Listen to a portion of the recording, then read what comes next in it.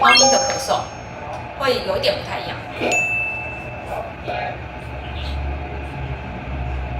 好像要吐东西。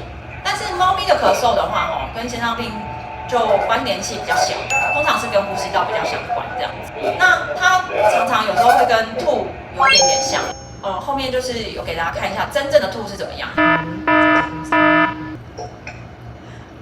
你可以看到它这个呕吐的这个肚子，它是有一个剧烈的收缩的。那就跟刚刚那个比较不一样，刚刚那个其实它只是趴着，但是它肚子没有起伏到那么严重。